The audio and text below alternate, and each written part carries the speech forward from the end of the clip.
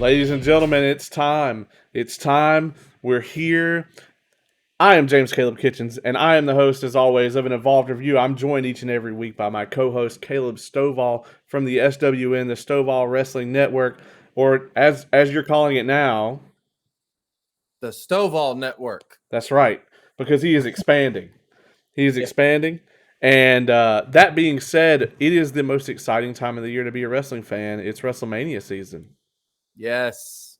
Yes. I call it Christmas for wrestling fans. That's it. And right now, right here tonight, we are going to be going through our top five list of WrestleManias. We've done some top five lists in the past, and I feel like, we've done top five matches, we've done top five couples, we've done top five non WWE pay per view events. But this one, man, we decided we are still at some point going to do a top five WWE pay per views. But we decided that WrestleMania is in such an elite class, such a category of its own, that we had to do one specifically about our top five WrestleManias. We're probably going to have some crossover here. I feel like the most elite of the elite status WrestleManias are sort of legendary, but we'll see what happens. But this list, man, I feel like we can't go back, in 2 years and do another one, right? So like this one just feels so much more important and so much more like final to me. Yeah. So we're gonna see what happens, man. And I'm very prone to let you go first. And as always, so sort of the rules here, we have not discussed with each other who is on our list, or rather, which WrestleManias are on our list. Normally, people are involved, but this time it's just programming. So I don't know who's on your list. You don't know who's on mine. And then, as always, uh, we're gonna see how it pans out, how we decided to judge these, right? Yeah. Yeah. Because how do you judge a WrestleMania as far as ranking it? Do you judge it by the best match? Do you judge it by the worst match? Do you judge it by the angles leading up to it? The crowd reception? Is it Yeah. still good today? I mean, that's all things we're going to find out that, we personally may have chosen going And into how this. like do you judge it by even the little things that make WrestleMania different? Like, the stadium that it's in, the production value that they always bring out, just everything about it. It's such a special event. And I go back to 2000, and I want to say it was 2019. No, I'm sorry, 2018, where they were in New Orleans, right? And I remember seeing so many posts from Facebook to Twitter to every social media outlet you could think of, where you not only had WrestleMania, but you had all of these independent promotions and stuff like that, and just big events going around, the city and stuff like that. It's such a unique atmosphere. It's incredible. And I've even gotten to be a part of it, and stuff like that. So I mean, it's amazing. I can't wait to talk about it, though. Yeah, I mean, we've been fortunate enough to have Mania come to our city of Atlanta, and hopefully they'll do it again. Um, That being said, man, let's do it. Let's get to the list. Let's Here we do it. go. You can go first. It's the co-host privilege. Go for it with number five, man. All right, so my number five, I'm going to start off with WrestleMania 23. Yes, WrestleMania 23. I really liked the presentation of this, from start to finish. It kicked off with the Money in the Bank ladder match. Of course, back when Mania was presenting the Money in the Bank ladder match, it was a good one. And then you also had the two main events for it, which was The Undertaker versus Batista. And you also had Shawn Michaels versus John Cena, which was not originally scheduled to be the main event for that. It was originally scheduled to be Triple H versus John Cena, course, Triple H got another quad injury, unfortunately, and I never wish injury upon anybody, but I'm so glad we got to see HBK in the main event of WrestleMania again, against John Cena and stuff like that. And I know people can say what they want to about Cena, but good God, that match was amazing. It just was. And then it's interesting looking at this now, considering over the past 4 years. As soon as you said 23, I was like, wait a minute, isn't that? Yep, that sure is. It's the battle of the billionaires. Vince McMahon versus the former president of the United States, Donald J. Trump. I can't even say it with a straight face. And I can see your face. If you're not watching this on Facebook, if you're just listening to this on Spotify, I encourage you just to go watch this on Facebook just to see your reaction. But this was before he decided to become president and ruin the whole country. I'm just anyways. But this was before he became president. This was a storyline angle. And I mean, dude, it was a cool angle. I don't usually like angles like this in wrestling, for a number of reasons. But man, I gotta say, it was amazing from start to finish. They did such a great job with it. And everyone in not just the wrestling media, but the news media and entertainment media was covering this. You had TMZ who was doing a story on it. You had ESPN doing stories on it. You had all of these, different media outlets covering this angle. So, I mean, it was a really cool angle. You can say what you want to about Trump, and God knows, I know we all have our opinions of him, especially these days. But I'm just saying, for this time and this angle, it was great. And he definitely can't sell a stunner for shit. No, he couldn't, but he couldn't sell a lot of things. So that's that was good. That was a great joke. That was an amazing joke. I love that. I'm gonna cut that clip and put it on Facebook just by itself. Okay. Okay. Anyways, and I love the two that they picked to represent them. It was a great chance to see Bobby Lashley in the main event type role.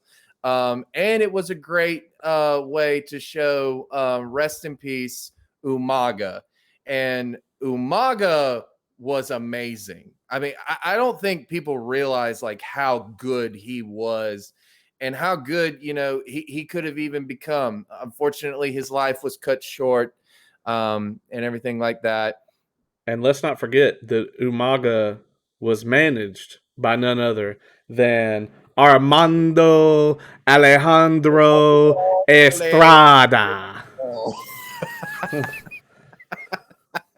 I know. Like, just that whole presentation of that was amazing. So I love the angle. And then of course, what WrestleMania with this type of angle would be complete without Stone Cold Steve Austin as a special guest referee for this thing.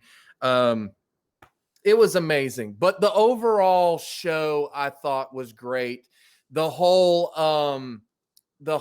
theme of it, from where it was called it was obviously WrestleMania 23, but they were playing off the fact that it was going to be in Detroit, Michigan, and rather than the Pontiac Silverdome, it was at Ford Field, but it wasn't too far away from the Pontiac Silverdome.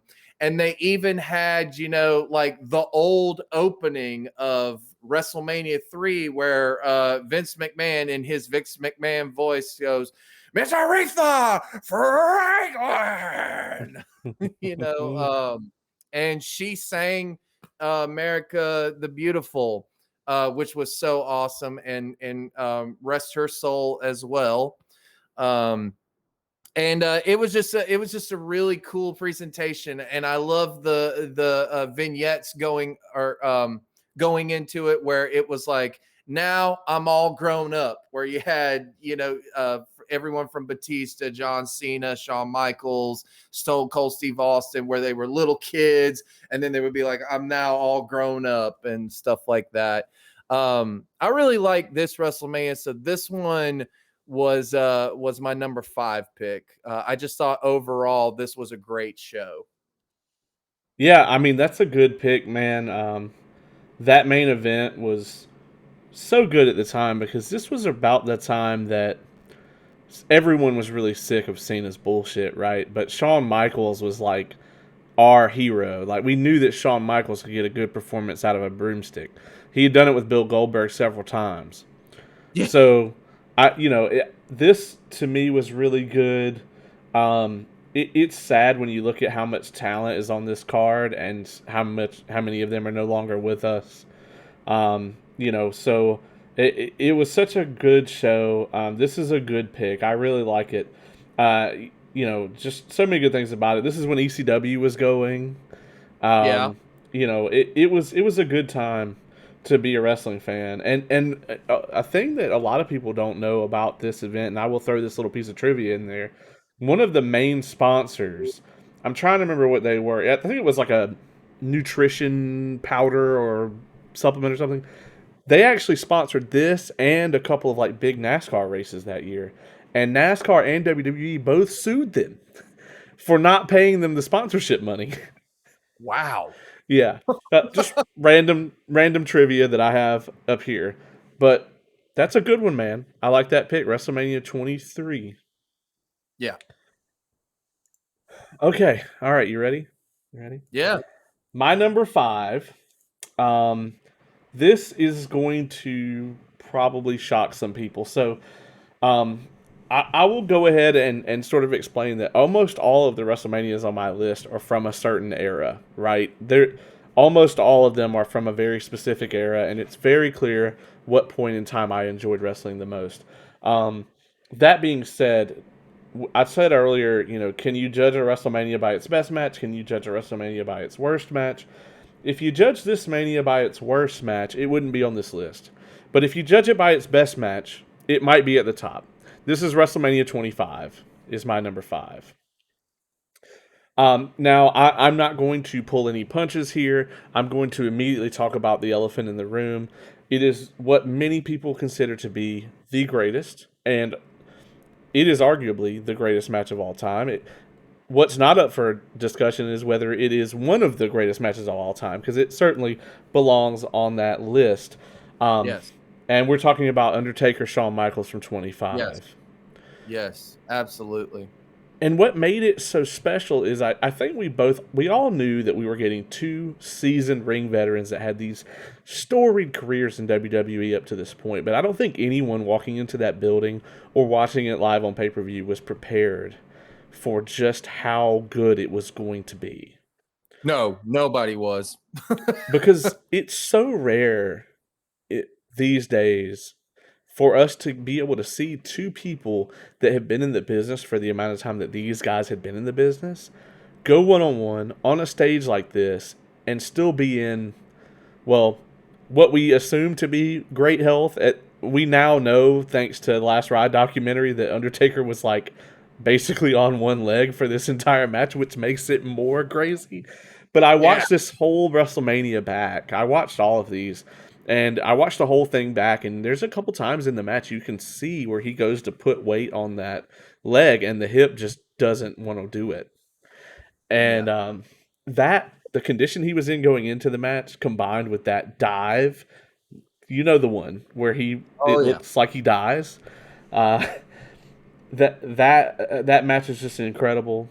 I will say that both of the matches that went after that, the triple threat with Cena, Big Show, and Edge, was better than I thought it was going to be, but the crowd wasn't hugely into it. And then the main event, which was Orton and Triple H, no one, and I mean no one, gave a single solitary shit about that match in the entire building.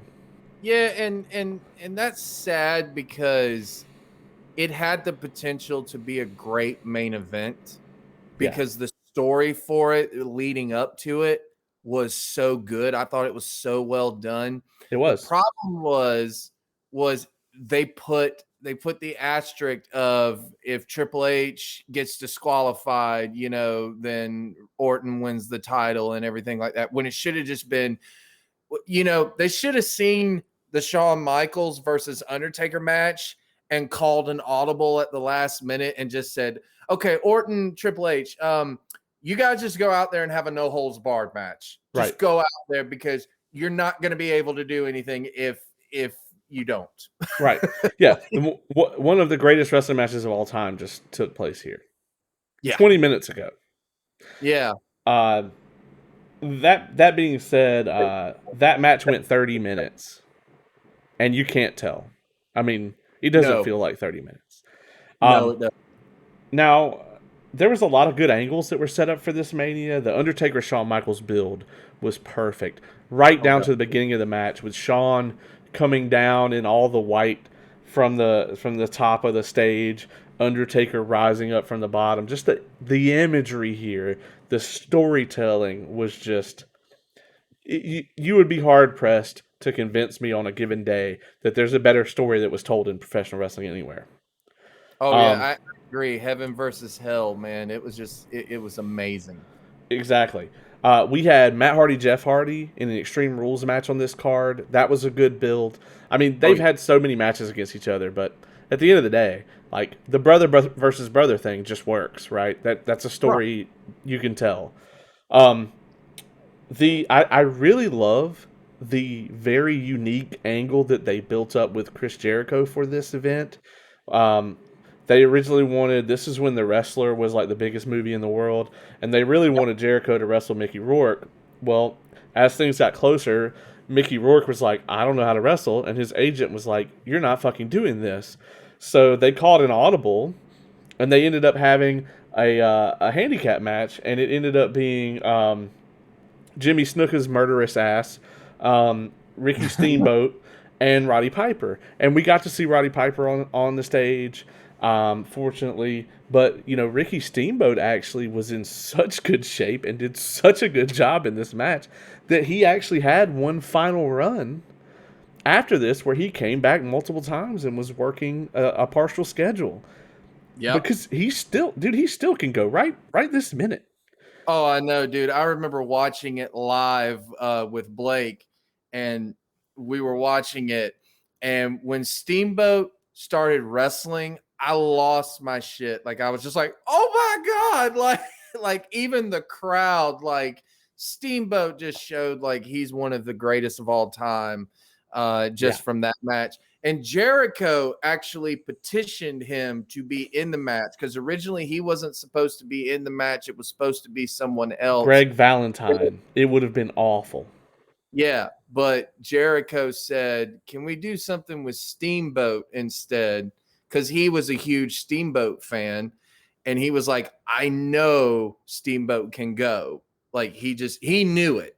And God, did it show. I mean, I think people knew that he could still go when he did his famous arm drags because Yeah.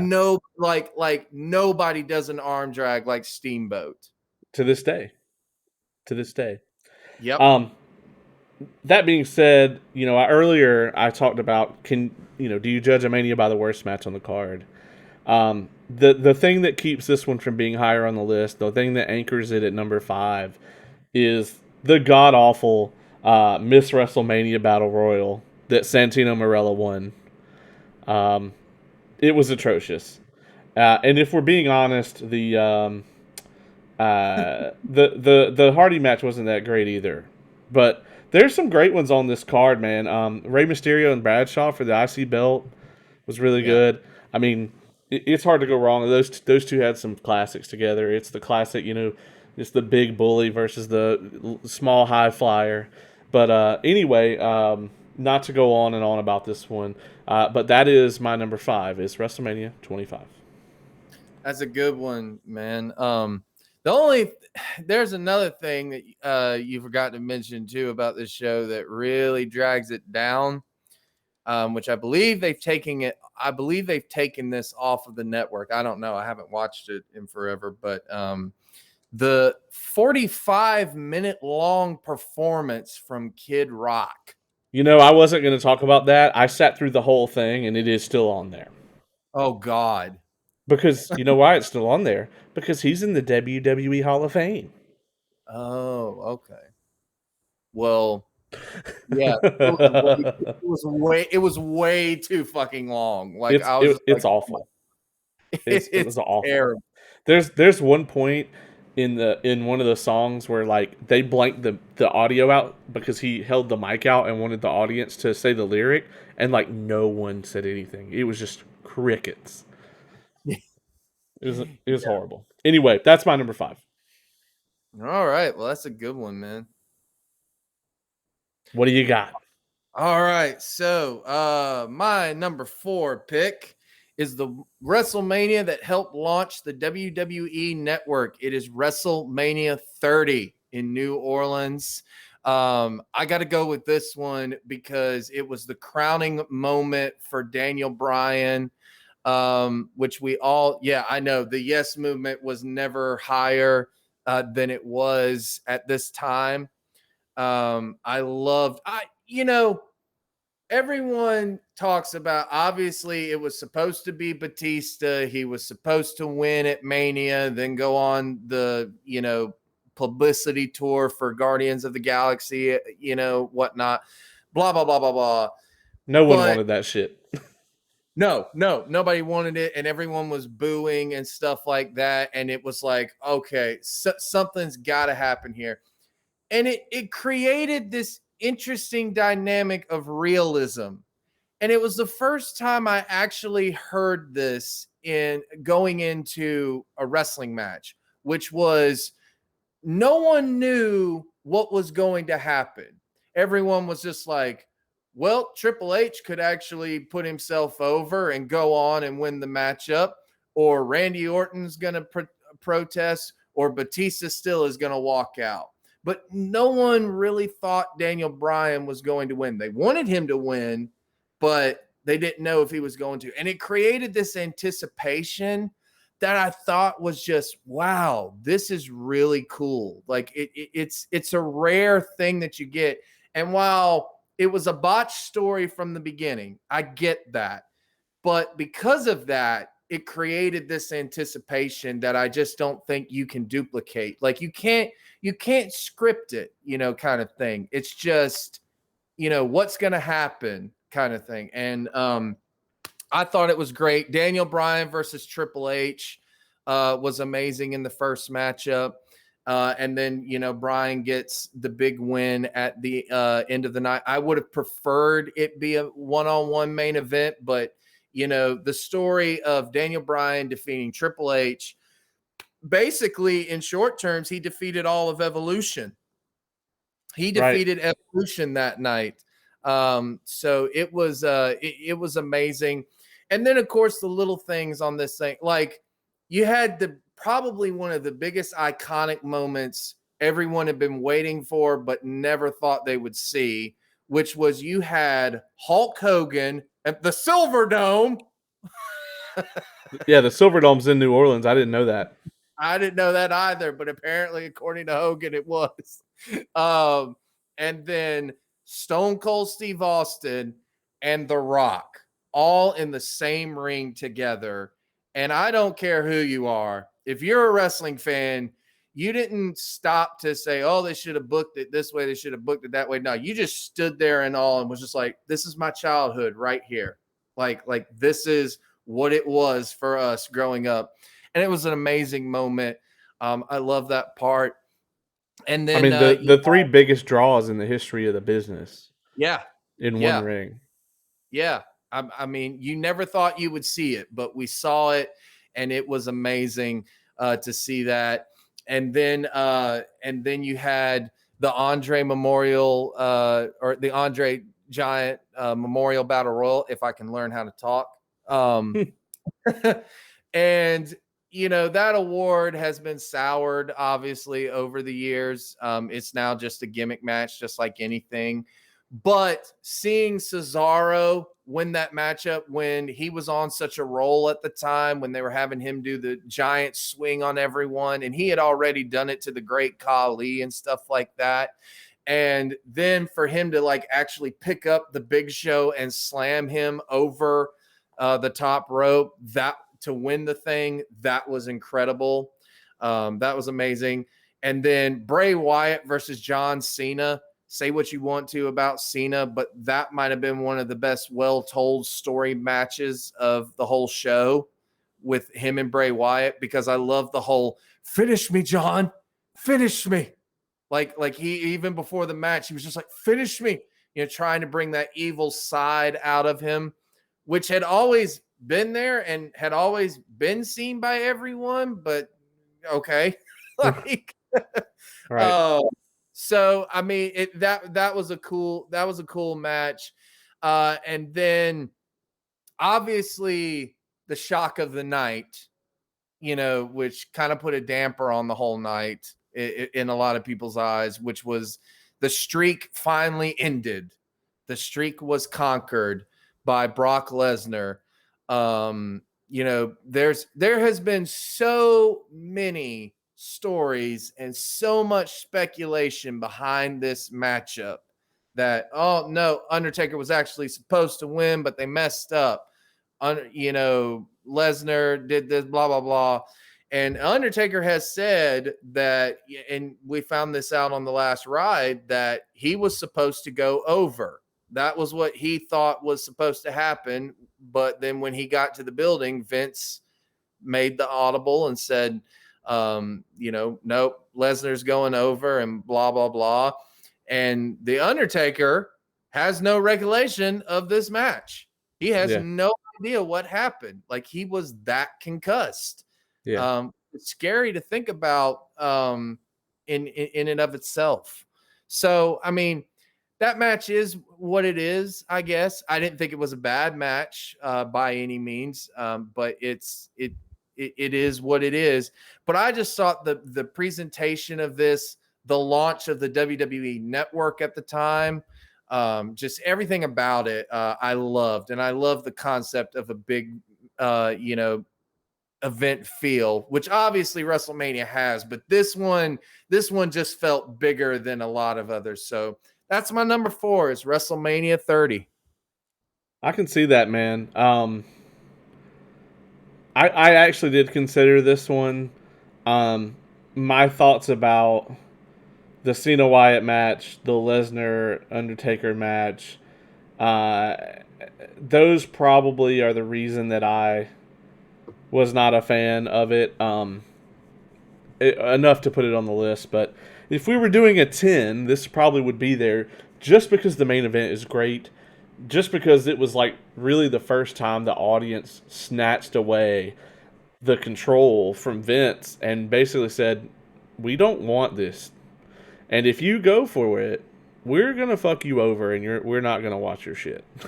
Yeah. It was great. I mean, the fans basically said Daniel Bryan is gonna be the guy. Yeah. And that's it. All right. That's an excellent number 4. Let's see what I've got in the chamber. This one might surprise some people as well. Now, I'm going to say this. If we were going purely off of emotional reaction, the first time I watched the event, this would be number 1. Because at the end of this one, I literally ran outside in the middle of the night and yelled at the top of my lungs out of pure excitement. My number 4 is WrestleMania 20. Ooh, and let me guess why, because it's probably a very controversial topic. Maybe it is, but my number 4 is WrestleMania 20. Now this event, this is one of the ones where I had to figure out how to judge it, because while this event has it's almost the opposite of like WrestleManias now. Like, for the last 10 years, it's been like the main event's going to be ass, right? Like, the rest of the show is what you're there for. Whereas this one, it's the complete opposite.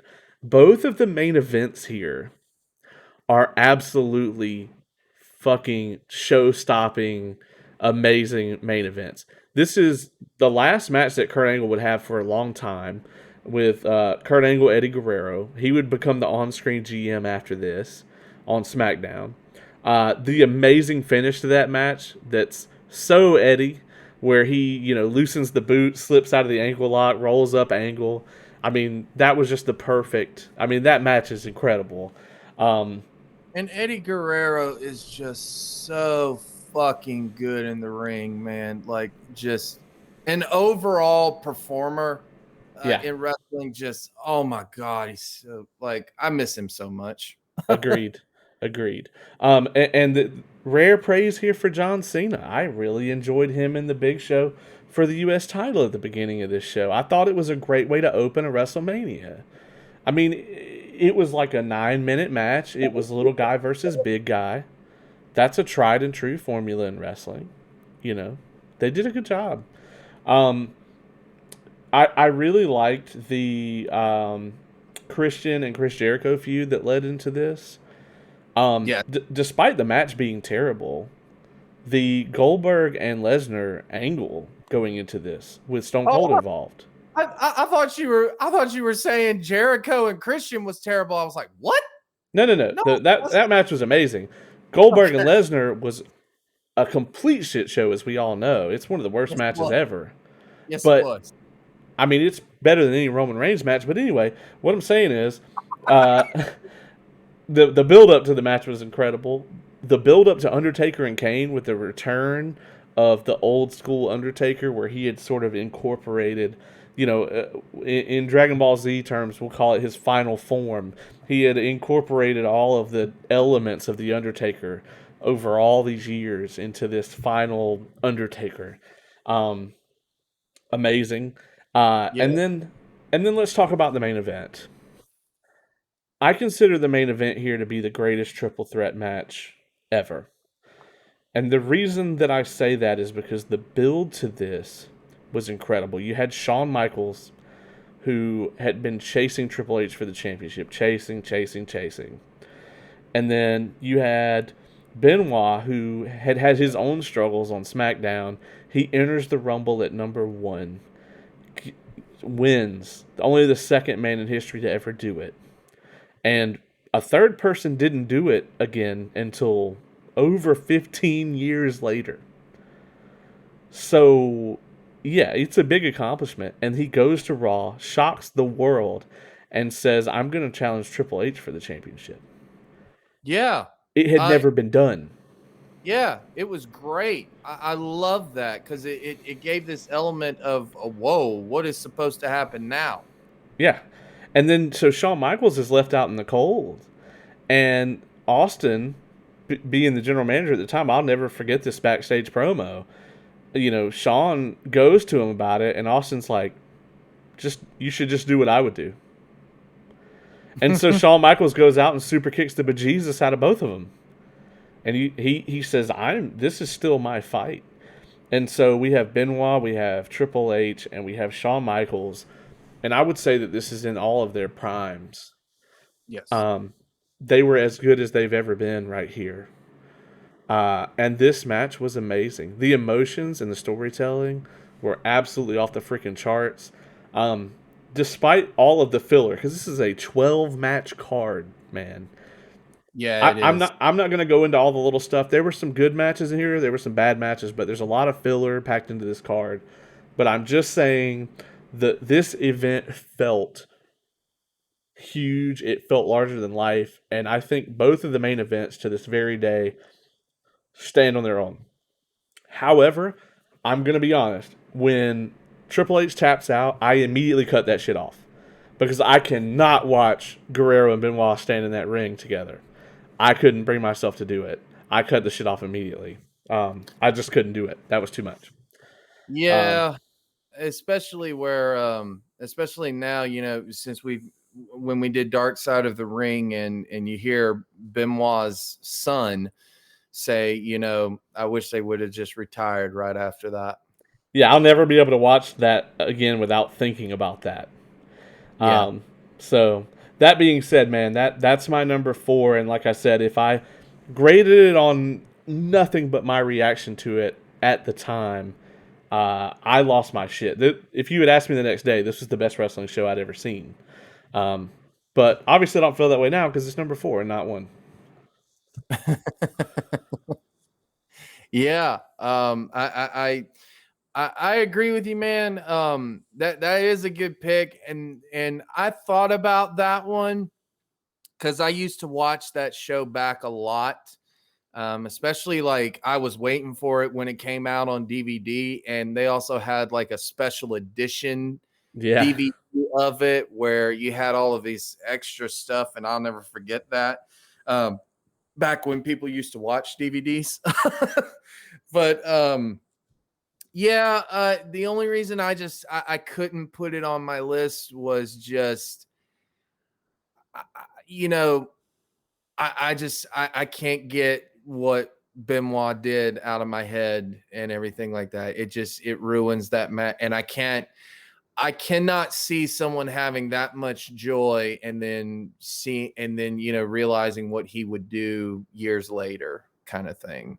yeah. So, but it is still a good pick, and the Guerrero versus Kurt Angle matchup, I mean, alone is worth watching this damn thing. I For mean, all time, yeah.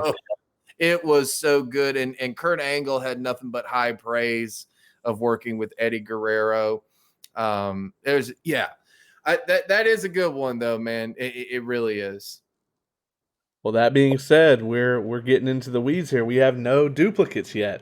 Um, Not yet. and to be fair, out of all of the lists we've done, we've only had one duplicate, and that was the top 5 couples of all time. And it was we both had Triple H and Stephanie because how could you make that list without them? So it'll be interesting to see if we have more of the same going forward, man. But the floor is yours. Number 3. I don't know. But my number 3 is quite possibly many consider this the best WrestleMania of all time. They consider it definitely one of the biggest WrestleManias of all time. And it is WrestleMania 17. And Okay. it had quite possibly the biggest main event in history. Let's put it that way. It was by far the biggest main event. Wrestling had hit its peak when this Mania came out, or when this Mania was even being set up. And it was the first time ever that you legit had the 2 biggest draws in history who were in their prime, who were still fresh and everything like that, and they were going to collide one-on-one. And I'm talking, of course, about Stone Cold Steve Austin and The Rock. And it was in the Astrodome in Houston, Texas. I believe Houston, Texas, right? I know it was in Texas, but was it Houston? Yep. Astros are that's in Texas. Yes. Houston. So it was in the Astrodome, and it was probably one of the biggest gates WrestleMania had ever had, or close to it, since WrestleMania 3 or something like that. And it was huge. And this also, I've got to say, probably has, and I know you'll agree with this because you used it at March of Champions at the last show, has probably the greatest hype song and the greatest hype video ever made in the history of wrestling. There has never been a video that has ever topped the hype video that this show had, which was Limp Bizkit, My Way. And when they played that, the culmination of that, the main event itself, amazing. And I'll get into it in just a minute. But the other things on this event as well, you had one of the greatest opening matches as well in WrestleMania history, which was Kurt Angle versus, well, Chris Benoit. That Agreed. match was incredible. I mean, you talk about pure technical wrestling on display. Amazing. Every time that it happened, every Yes. single time it happened. Yes. And I, this was I, the first time that it happened. I do want to correct you on the main event though. This is actually The Rock and Stone Cold's second WrestleMania. Well, yeah. I mean, it was their second WrestleMania, and I wasn't counting the first one or anything like that. But The Rock was never as hot as he was at this point, and so was Stone Cold, and they were colliding at Correct. this. At Stone Cold, 15, Rock was there. Austin was everything. In yeah, 17, they're both at the very tip top. yes, yes. Agreed. That's what I was more saying. Gotcha. I'll get into that in just a minute. But Kurt Angle versus Chris Benoit, an amazing classic matchup. Then you also had the TLC match where Edge does the most incredible spear I've ever seen in my life on Jeff Hardy, and how these two did not both die at that moment, I'll never know. I will never know how this stunt was performed safely. But he didn't yell ooh ah before he hit it. So how is that even possible? I know, but I mean, just big off the ladder, the ridiculous amounts of bumps in this and everything like that, just incredible.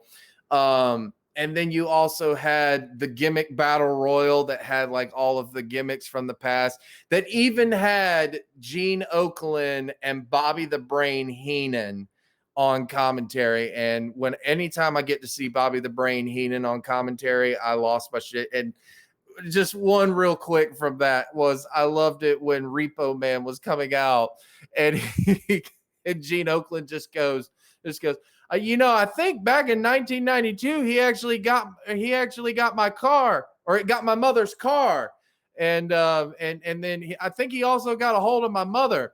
And Bobby the Brain goes, about years ago everybody got your mother. And I probably butchered the joke. I couldn't remember No, exactly it what was they still said. good to me, and I could hear Heenan saying it. Yes, it was great, and it even made Gene Okerlund laugh. So, a good little nostalgia. And then you also had son versus father, Triple H versus McMahon, or versus I'm sorry, not Triple H, Shane McMahon versus Vince McMahon. And that was incredible, because both of them really did good in that. They also had that weird angle. I didn't necessarily like what they did sometimes building up to that match, but it is what it is. And then Triple H, and this is why I thought of Triple H just then. Triple H versus The Undertaker the first time. That was incredible. And that wasn't even the main event and stuff like that. So I mean, that just goes to show you how stacked this card is. And then I forgot what I think that was it. And then of course the main event, Stone Cold Steve Austin versus The Rock. This is the only reason that this event is probably not my number one, because the ending to this kills me every time. It's quite possibly the night that the industry turned for the worse, which was, you had the biggest baby face of all time. People can say Hulk Hogan, whatnot. No, it was Stone Cold Steve Austin became the biggest baby face in history. And he did that by bucking the system, by, going by against challenging Vince McMahon, and stuff like that. And it was quite possibly the greatest story in wrestling history. There's never been another storyline that has actually been able to top that, in my opinion. And it kills me every time I see the ending. The match is incredible between them. I mean, they literally go and beat the shit out of each other, and it was incredible. The entrance, when Austin's music hits, he walks out, the place erupts. The Rock music hits, and the place erupts, and then the matchup is great. But then Vince McMahon walks down, and Austin joins up with Vince McMahon. And I'm like, looking at that, you kill all credibility then of the Attitude Era, in my opinion. You killed everything that Stone Cold and Vince McMahon did, basically. Like it didn't work. And I've often said this. I've said, you know, maybe the Austin heel turn might have worked had The Rock not gone away for 30 days and done the Scorpion King after this. Because right afterwards, you know, The Rock leaves for Hollywood and goes and does the Scorpion King.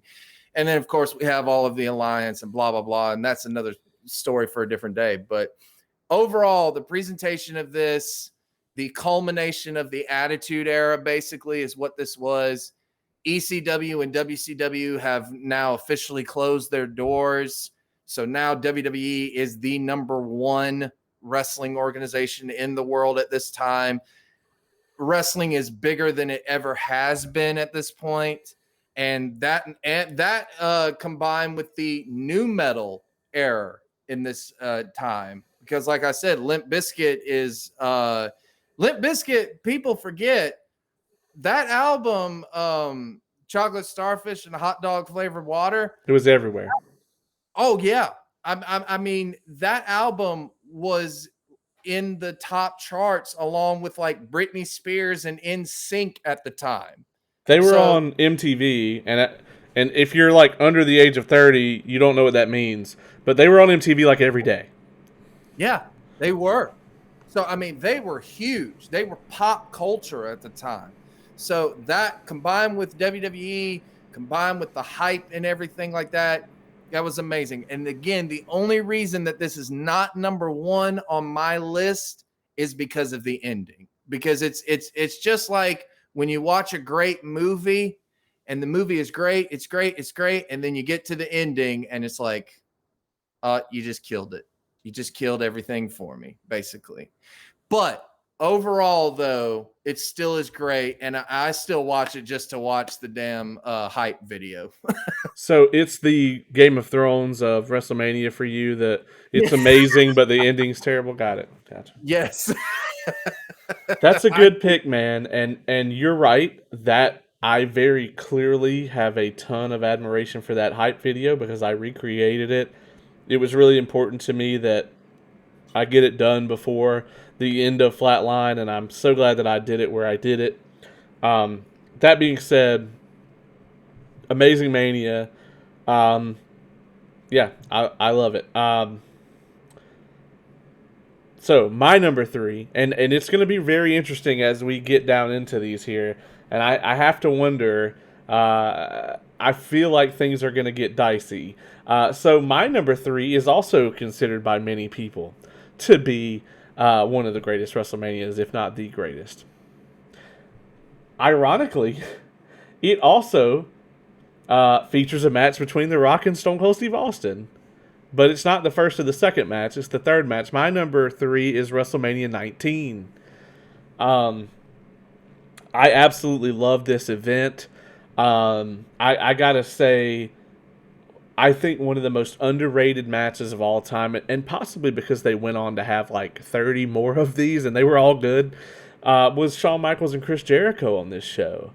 I think this is the first time a lot of people looked at Chris Jericho and said, okay, this guy has a lot to him. He can evolve himself. He can work any style that he needs to work. This is when people started to look at Jericho as a real future of the business, whereas before, you know, a lot of, like his title reign the year before was considered a flop with Triple H. You know, like everybody liked the outcome of that feud and everything, but their match that I love at 18 is overshadowed completely by The Rock and Hogan. Yeah.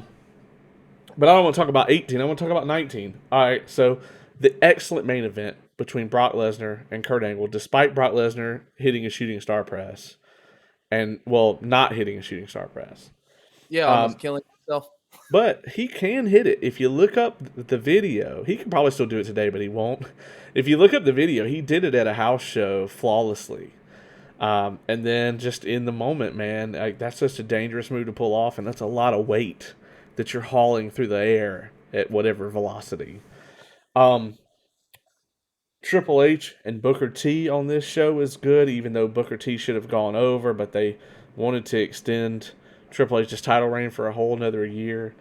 Yeah. Um, The Rock and Stone Cold, out of their three WrestleMania matches, it might be the lesser of the three, but I mean, it's still The Rock and Stone Cold at WrestleMania. Yeah. You know, I'd still put it above 98% of all the other WrestleMania matches.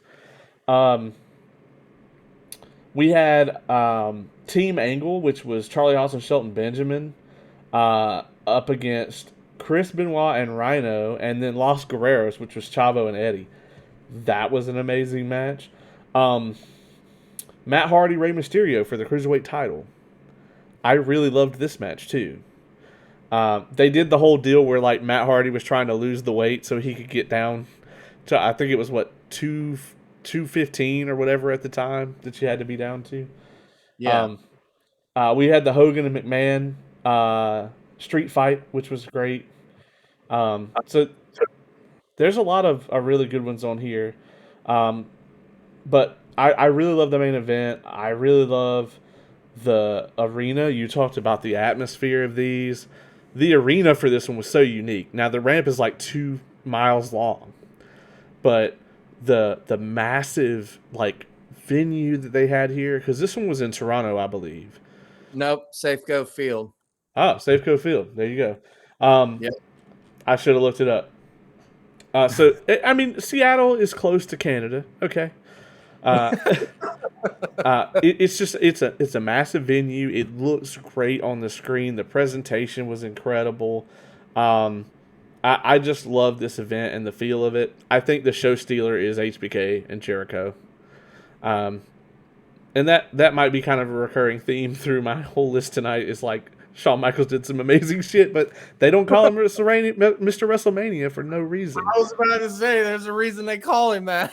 So yeah, man, that's my number 3 is 19. Awesome. Awesome, man. I like that pick. That's a good one. Oh, we're getting into it, man. I feel I feel good about these last two. All right.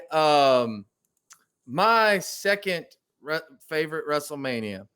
Now, this one might be considered probably, I don't want to say one of the worst. Some people say it's one of the worst booked WrestleManias. I'm not sure exactly where people rate it, and I can see how it comes across that way when you watch it back on TV.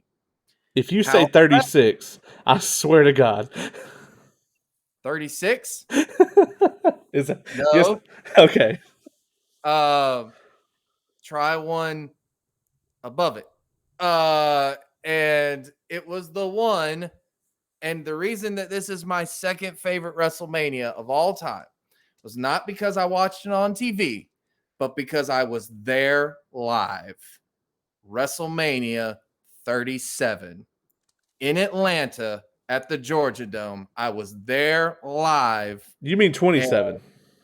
There's 27. Why the hell Yeah. did I say 37? I was like 37 hasn't happened yet. Well, you said 36 too, and then that like Well, 36 was last year's. yeah. 36 is the 2020 the COVID WrestleMania. The Oh, yeah, WWE Network WrestleMania. Oh no, that was my number one on the worst of all. Anyway, Yeah, when you said worst booked WrestleManias, I was like 36. no, it was 27. I meant to say Okay. 20, but WrestleMania 27.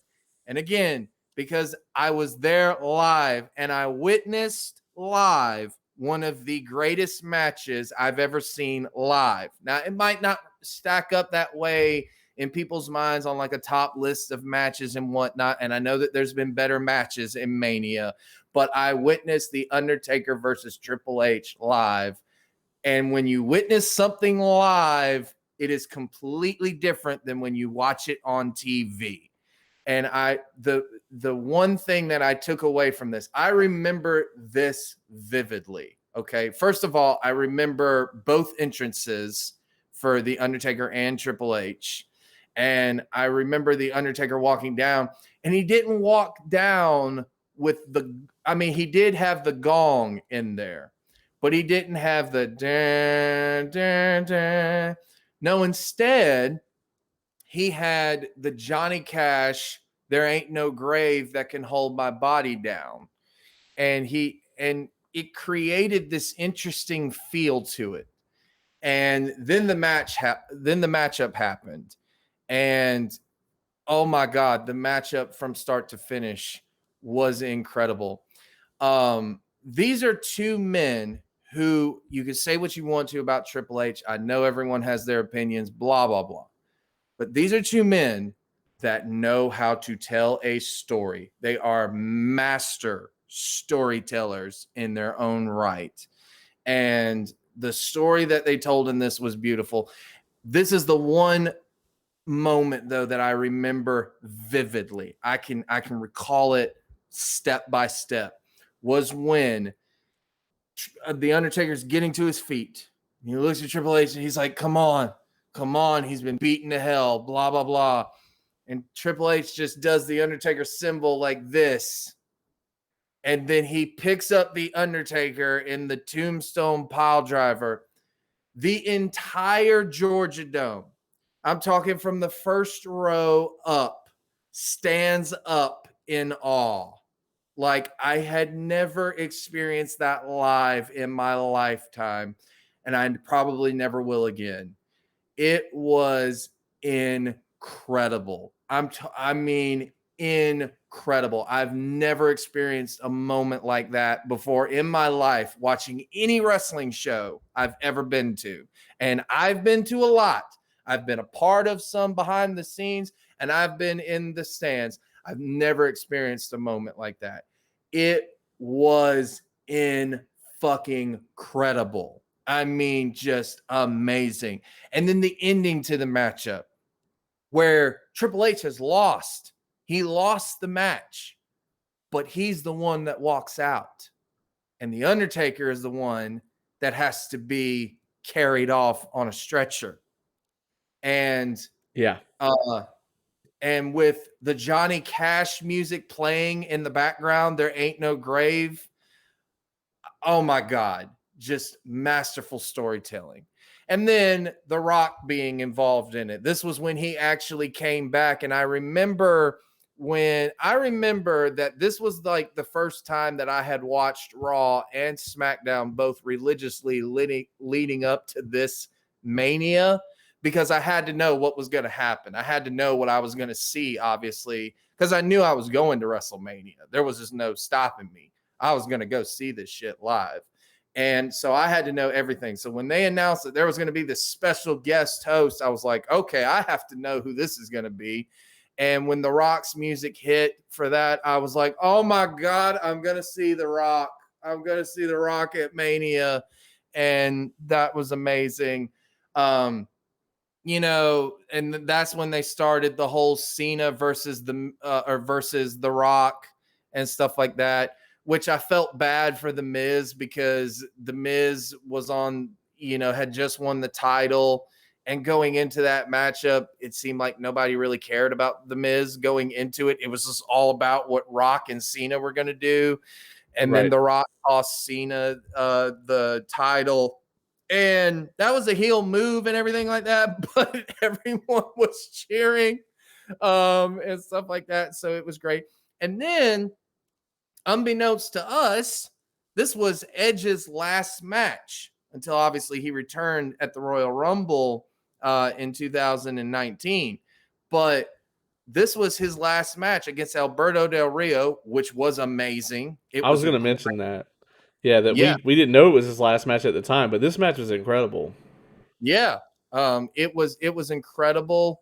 The story for that was great. Randy Orton versus CM Punk was on it, and I was excited about that. That was great. There were a number of things that brought the show down. Obviously, Snooki being involved in it, I just rolled my eyes at that. The short matchup between the Nexus and I think Big Show's team, whatever it was. I don't even know who was in that match or whatnot. And then obviously, I think the one that really brought down the show, which was Michael Cole versus Jerry Lawler. I don't know why they chose to make that match as long as they did, but yeah, it really brought down the show. But then, you bring it up with that when the Triple H versus the Undertaker matchup, I literally watched that match and was just like, you know what? They can end the show right now and I would be fine, because that was all I needed to see. And then, of course, we had the main event, but the main event, I don't really even remember that well. But because I was there live, that makes this WrestleMania one of my favorite WrestleManias of all time. Just because every time I see it on TV or on the WWE network, in this case, I'm just like, I was there, like I was there, and you cannot take that feeling away. Like, you can say what you want to when you watch it on TV, but when you're there live and you witness it, there's just a feeling that you can't describe. You have to be there to see it live. So that's my number two. I gotta admit, having also been there, it was very tempting to put this on my list. People that weren't there don't tend to recall this Triple H and Undertaker match being as good as it was, but if you watch it on the network, it holds up. The Yes. moment that I remember is the back body drop off of the announce table. Yeah. When I see like clips of that, it always plays for me from where I saw it from. Yeah. And the thing about this match is they knew, like Triple H knew, and Undertaker too, the condition Undertaker was in going into this match, he was probably in the worst condition that he's been at a WrestleMania going into this match. Especially now that we've seen the last ride and we know. But and he didn't walk out. This was where he almost hung it up because he almost didn't walk out. I mean, he didn't walk out. He literally did not walk out. Yeah. So Triple H, I mean, knows going into this, and Undertaker knows they're not going to top the previous two wrestling matches by between him and Shawn. So what are they going to do? They're going to beat the bejesus out of each other, and they did. Yes. And it made it incredible. I do want to point out Cody Rhodes, Rey Mysterio is on this show. Oh yeah. That was the one I was trying to remember as well. And that match was great. And That Cody match, was super. that match would fucking tear the fucking roof off any building on Earth right now. It's just crazy to think about. Um, Yes. but it was so good. Yeah, that was a great one. I want to say that's when he was doing like the Doctor Doom thing with the mask and all that. The Yeah, he was clear face mask. bashing Cody. So fucking good. That gimmick. It was good. It was good. And Rey Mysterio came out as Captain America. Yep. And I do remember the main event, man. The thing I remember about that main event, I felt bad for Miz, but I remember his video package going into that main event was amazing. Yeah, it was. And then they tried to overshadow it with, for whatever reason. Because when I think of John Cena, I think of a fucking choir. Yeah, yeah, yeah. What? I didn't hate that. I've always, and there's no point in spoiling it here because I've tried to make it happen several times, and I've never been able to pull it off. But I've always wanted to have Wade Adams come out to like a choir singing "O Canada," right? But I've tried so many times, I've given up at this point.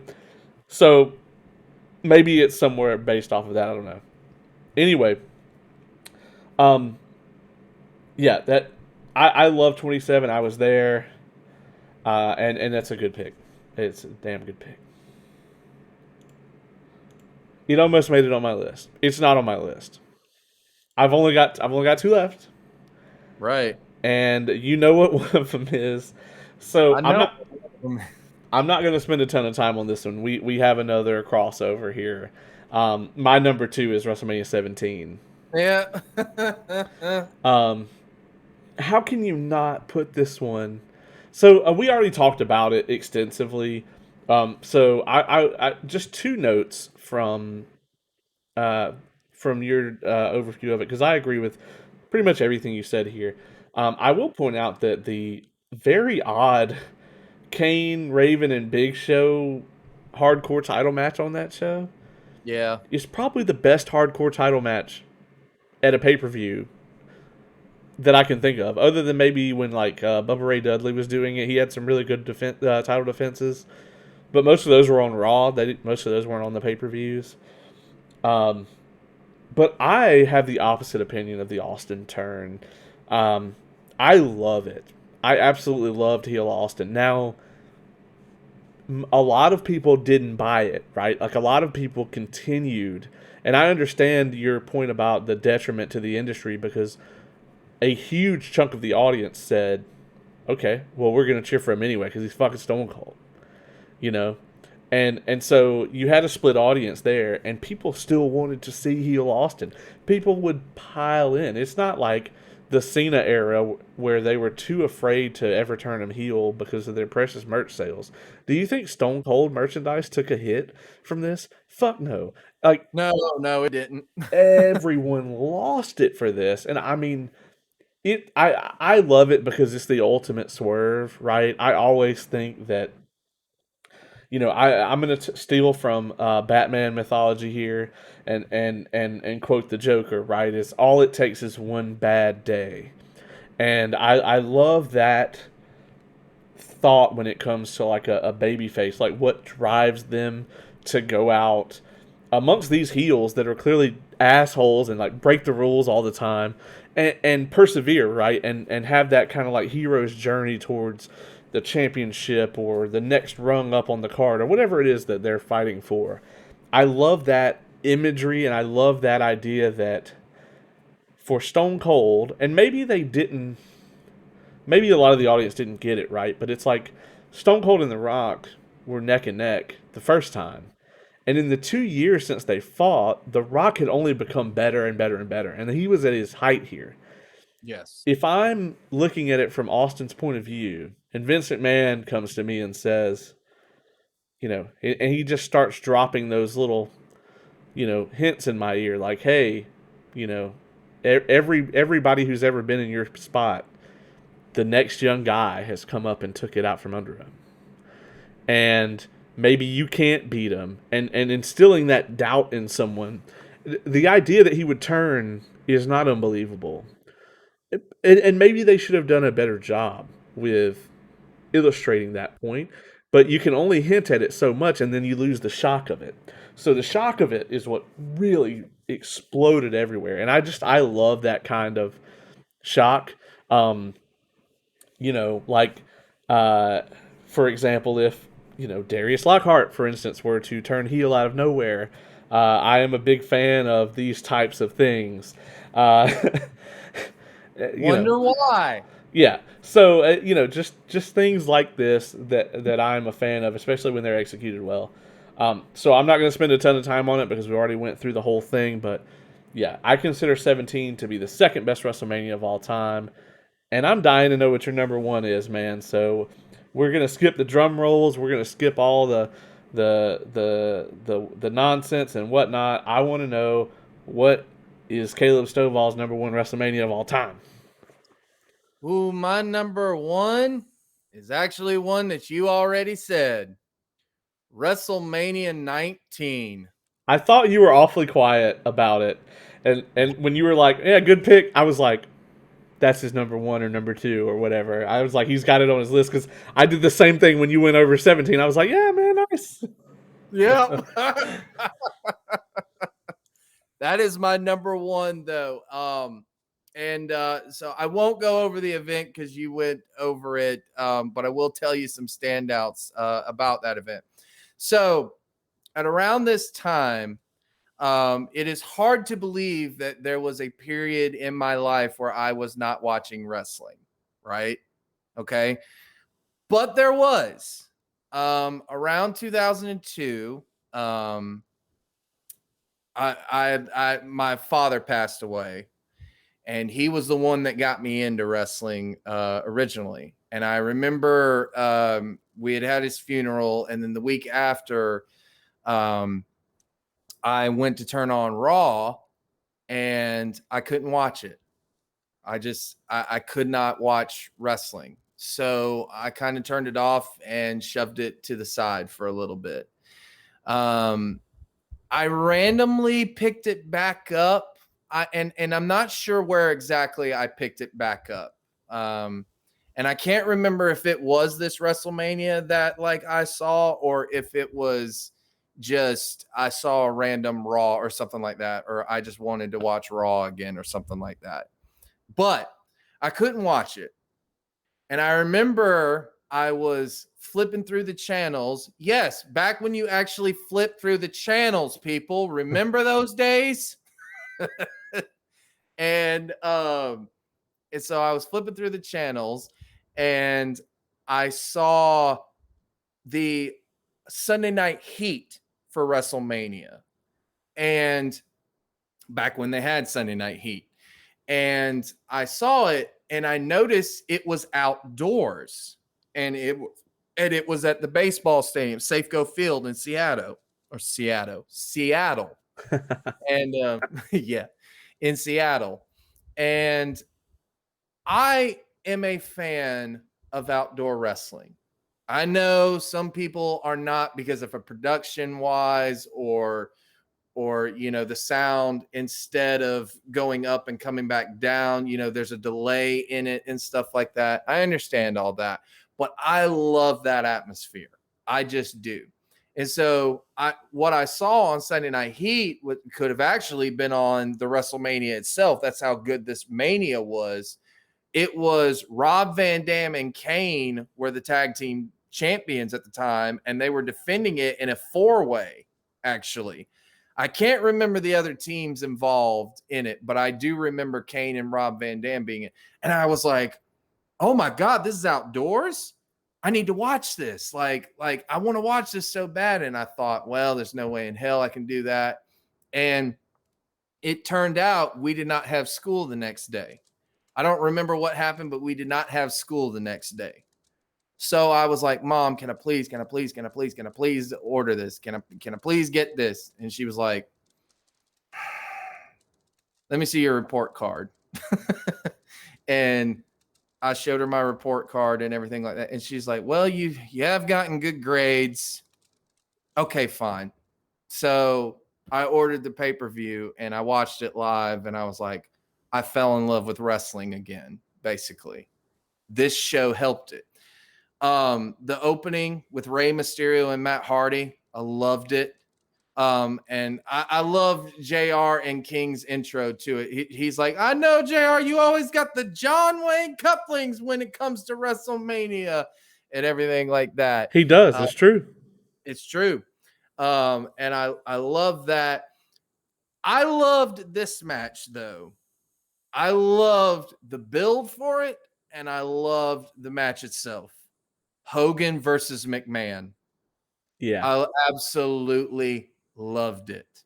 It was tremendous. The ending to it, Hogan going over, Hogan being bloodied and everything like that. I mean, those two literally beat the shit out of each other. And I can guarantee you there was animosity between the two. There was actual animosity because all that shit that they were saying leading up to it, that was how they felt about each other a little bit. It was real. Oh, yeah. And whenever you have something like that, my God, you have something special. Booker T versus Triple H. I wish Booker T would have gone over, but it is what it is. The Michaels versus Jericho matchup. I mean, that match was incredible. And then, like you said, one of the best main events in history, Kurt Angle versus Brock Lesnar, even with the botched ending, it still amazing. It still did not take it away from this matchup, or the botched shooting star press. It still did not take it away. And then Stone Cold versus The Rock 3. I mean, this Mania is amazing to me. And like I said, the reason it's number one in my heart is because it got me back into professional wrestling. It was this Mania and then discovering TNA from there. Yeah. That was what got me back into professional wrestling more so than anything. So that is my number one, is WrestleMania 19. And we had another freaking crossover. I can relate to that hugely, man, because I had a very similar experience with my dad passing away. You know, he was and even with this Mania, he was a huge Hogan fan. Um, you know, I've talked a lot about us watching Starrcade '97 together, and you know, we were a house divided. I was Sting, he was Hogan. Um, you know, but I completely understand. I actually didn't catch this one live. I went back after the fact and watched this one because I came back in around the time they were doing Power Trip with Austin and Triple H. And then for whatever reason, I did not get to watch this one. Uh, I didn't watch this one live, or I wasn't around, you know, when this one was going on. But I definitely went back and watched it at my first opportunity, and it Yeah. was incredible. And I went back to watch it in order to see that HBK and Jericho match.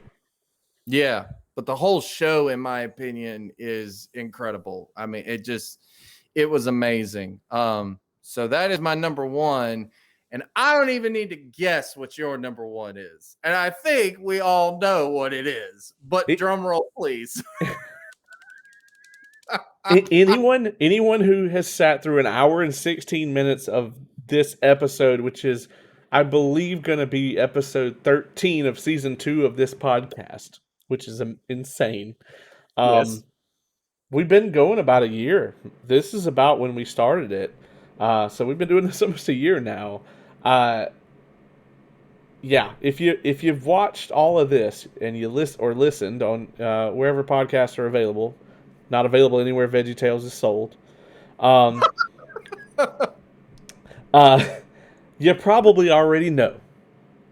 If you watched our top 5 matches of all time, you definitely know. My number one WrestleMania of all time, and I could watch this Mania. I watched it recently. I had a friend of mine who like literally got into wrestling within the last year, and she was like, you know, there's a bunch of stuff I wanted to watch, but I just don't really know where to start. And I was like, you've only seen like the last 2 WrestleManias, and they were like, yeah. I was like, sit down, and we watched this, and it did not take her 3 minutes to be like, this is amazing. Um, my favorite WrestleMania of all time is WrestleMania 21. Yep. WrestleMania goes Hollywood, baby. Yep. I love the intro to this where Stone Cold is like the gladiator at the end. Yes. They did all the different famous movie outtakes. Um, this opens with Rey Mysterio and Eddie Guerrero in their primes. How could you not? Um, this was the very first Money in the Bank match, and I feel like to this day, ever since they moved Money in the Bank out of Mania to its own event, Mania is lacking.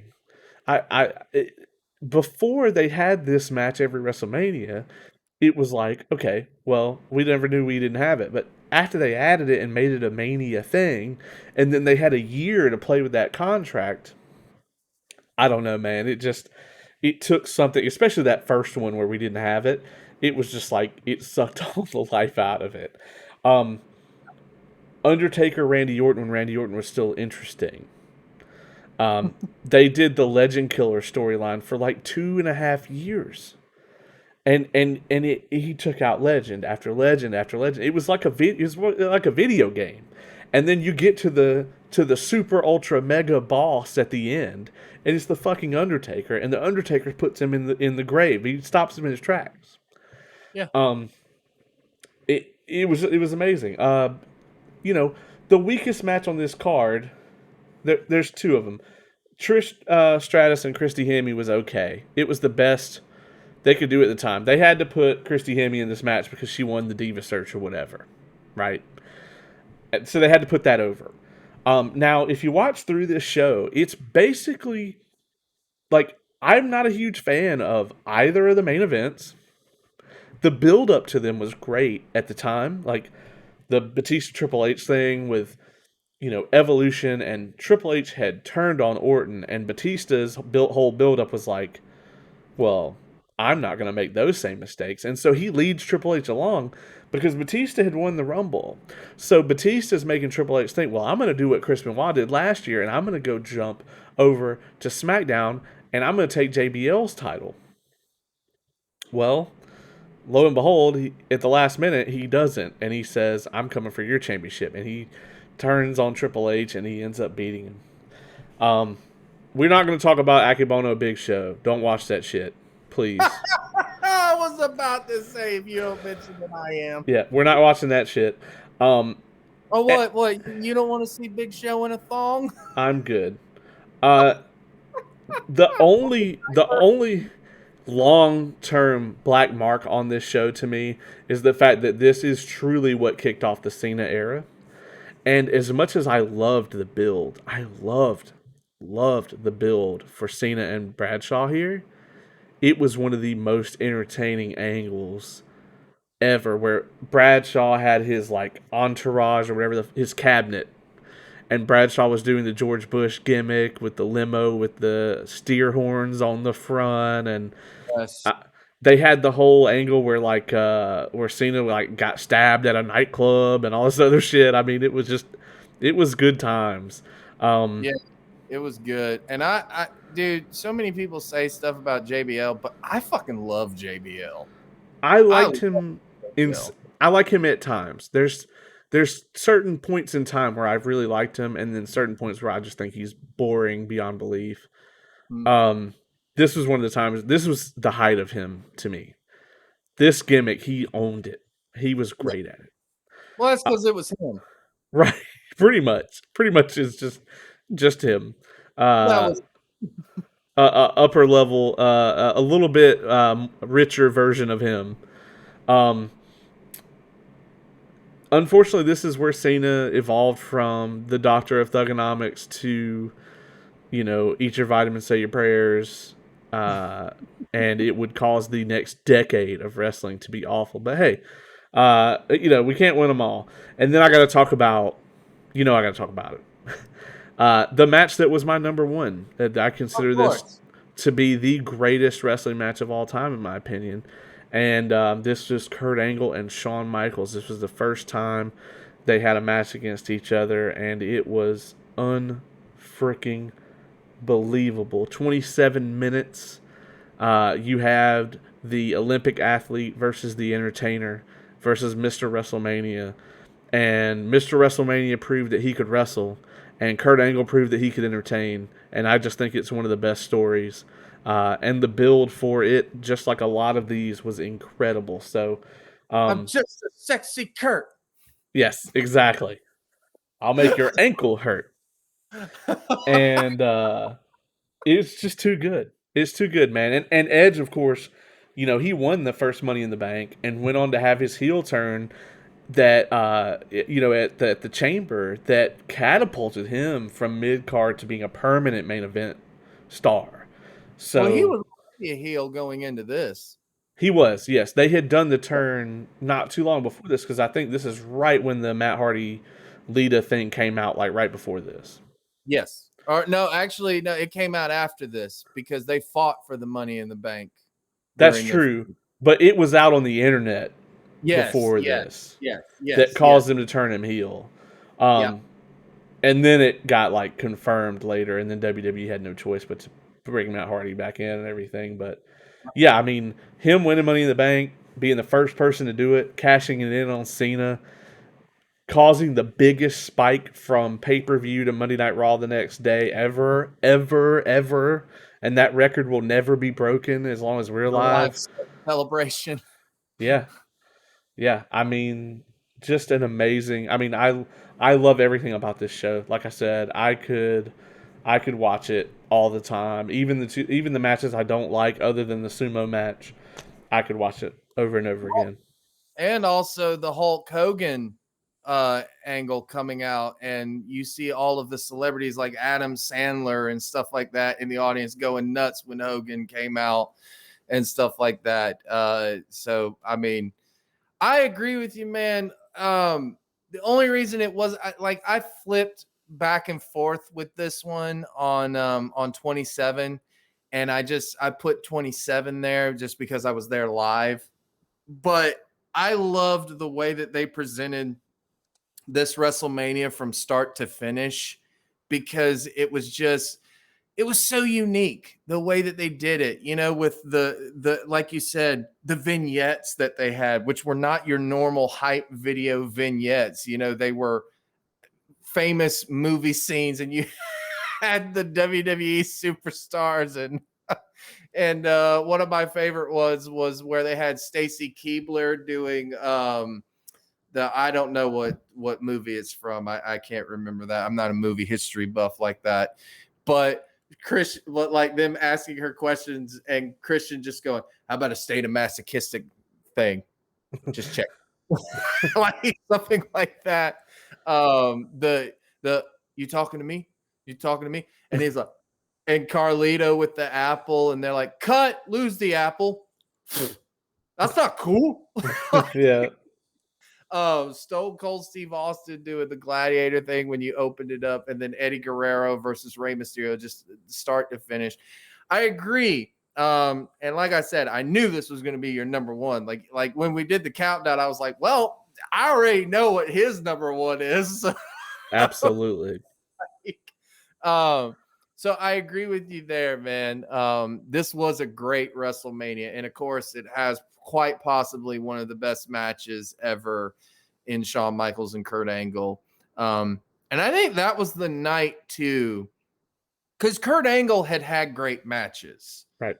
It took a match with him and Shawn Michaels for everyone to finally go, okay, this guy's actually like the complete performer in pro wrestling. And this was someone, he's even stated, he's like, he didn't like pro wrestling. He did not watch pro wrestling. I mean, he comes from the amateur wrestling world, like where they actually wrestle, Yeah. like he's an Olympic gold medalist.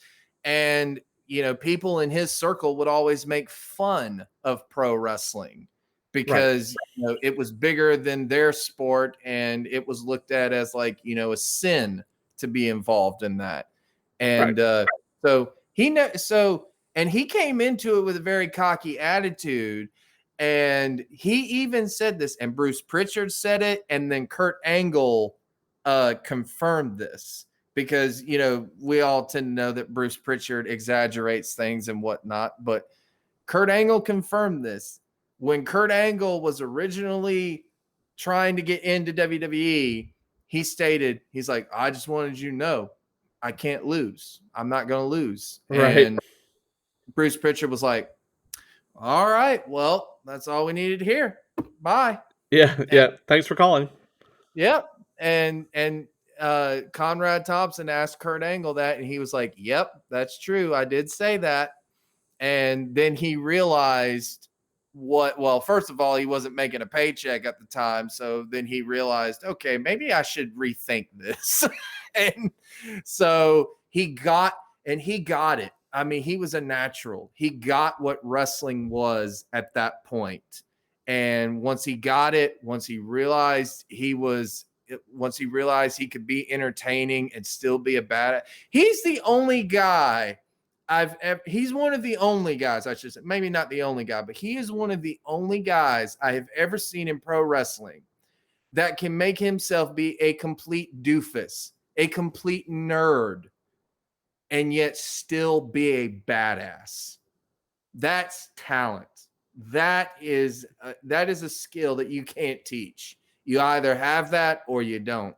And Kurt Angle had that. And it's just everything they did in that Mania. It was great, except Big Show in a diaper. I'll As a matter of fact, they really, Kurt picked it up faster than anyone ever has. Yes. And that's been stated by a lot of people. Yep.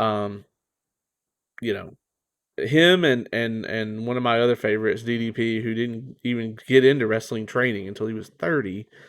Some people just have a natural knack for it, and that's where that, comes along. But yeah, man, this list has been a blast. I'm really thrilled with it. I think we got a good list. It wasn't until I actually made my list that I realized that, 17 through 25, all mine are within that era, and I think it's easy to say that that's my favorite time frame in wrestling. Yeah. evidently. And if I had an honorable mention, 18 would be on here because 18 is a fucking great WrestleMania. There's just so many great ones to pick from, and I'm surprised it's not on either list. But if I could pick one to put on our list here, it would be 18 because it was so damn good. It's just these are so good, you know. Yeah, yeah. I mean, they really are. There's still a bunch that I could pick from. I really liked the WrestleMania in Miami with Cena and Rock as the headline. I thought that one was a great one. Um, and then there was a bunch of other stuff. And the only reason I don't have any from like the Attitude Era or stuff like that is because those pay-per-views aren't that great. Yep. I mean, they're really not. They're known for their main event, which is The Rock and Stone Cold, and then Stone Cold versus Shawn Michaels. But Shawn was not. Shawn was in a very bad place and was not the best he was physical. And of course, WrestleMania 13 has what I feel is probably one of the greatest matches of all time, Stone Cold versus Bret Hart. But the pay-per-view event itself is not that great, Right. And that's why like 12 isn't on here. Mm-hmm. 3 isn't on here. I mean, at like 10, I mean, with Brett and Owen, I mean, if we were going to judge it purely by the best match on the card and not look at the whole show or anything else, yeah, I mean, 10 would probably be on here for me. 12 would probably be on here for me. 13 would be on here for me. 13, 3, I mean, Savage, Steamboat, you know. Obviously. So, yeah, there's a lot that would probably be on here if we're going to judge it by certain criteria. But when you look at the overall package, it's like you said, it's the venue, it's the build up, it's the aesthetics of the whole night, the feel of it, and then it's the card, and not only the way the card was booked, but the way that it turned out and the quality of the match. And then Right. also, you got to look at it like, does it hold up now? Do you want to go sit there and watch it? 20 almost didn't make my list because there's a lot of that card is not great.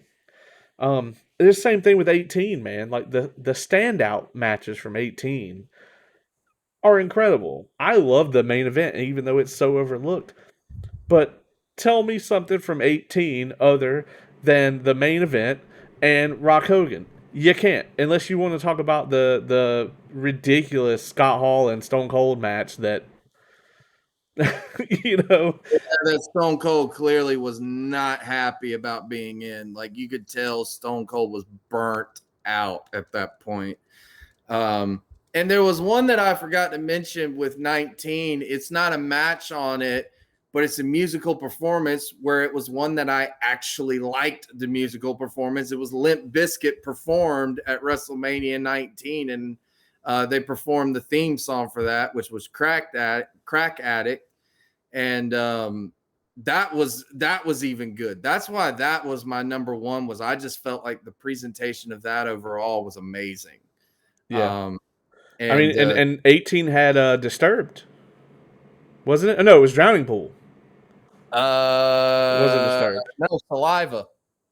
Was it Saliva? I thought Saliva. I know Saliva was the main theme for the show, but I thought Drowning Pool did a song on it. I'll have to look it up. I have to go back and look. I know Saliva was the one that performed at that one. I remember that they were on the show, but they may have built one of the matches up with it. But I do remember Saliva being the main theme for the event. Yeah. So yeah, I Saliva mean, was also the main theme for 23.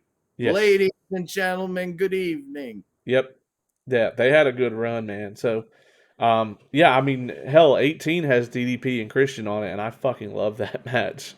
Yeah. So anyway, that's our top 5, folks. This has been a list that we've been looking forward to doing. We are recording this one a bit ahead of Mania, so by the time it comes out, we're gonna try to get it as close to Mania as possible. So we might do it on a Thursday, Friday, right before Mania. We know there's a ton of stuff going on that weekend. At this point in time, we don't know exactly how much is going to be going on, but we're going to get it right there next to Mania weekend. So if you're hearing this, man, no matter how like out of touch you fall with wrestling throughout the year, it's like you said, man. This is Christmas for pro wrestling fans. So enjoy your Mania season. Enjoy our list. Caleb, man, thank you for joining me each and every week, and thank you for being here to do this list with me. Absolutely. And I mean, as always, we know that this has been an Evolved Review.